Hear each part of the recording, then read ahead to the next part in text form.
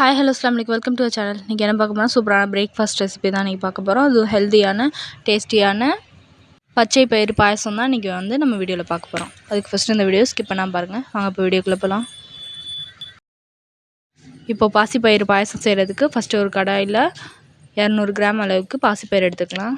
அதை நல்லா ஃப்ரை பண்ணி எடுத்துக்கலாம். கொஞ்சம் லைட்டாக கலர் சேஞ்ச் ஆகிற அளவுக்கு நல்லா வறுத்து எடுத்துக்கலாம்.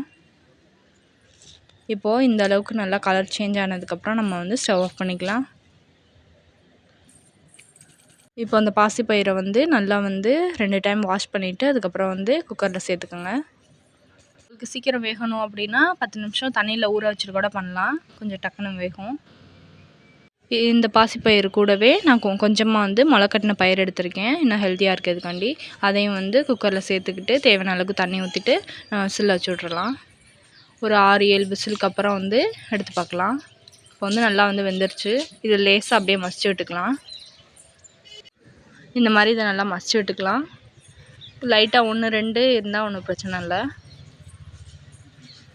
இப்போ இது கூடவே காய்ச்சி வச்சுருந்த பசும்பால் 2 கிளாஸ் அளவுக்கு சேர்த்துக்கலாம். நீங்கள் தேங்காய் பால் கூட சேர்த்துக்கலாம். நான் இன்றைக்கி பசும்பால் தான் சேர்த்துருக்கேன்.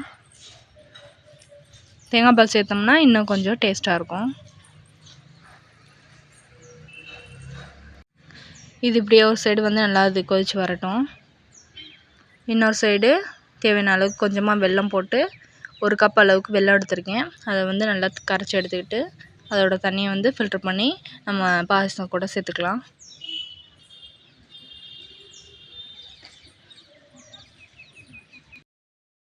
இப்போ நம்ம எடுத்து வச்சுருந்த வெள்ளை கரைசலை இந்த பாயசம் கூட சேர்த்துக்கலாம்.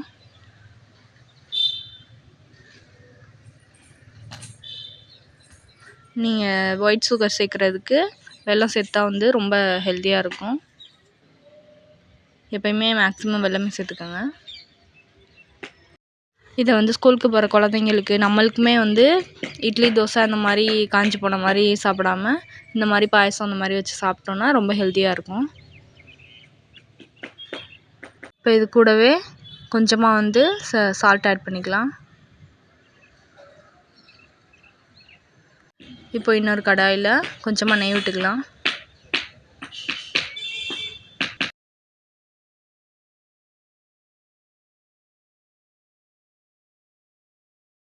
நெய் கொஞ்சம் காஞ்சதுக்கப்புறம் முந்திரி ஆட் பண்ணிக்கலாம்.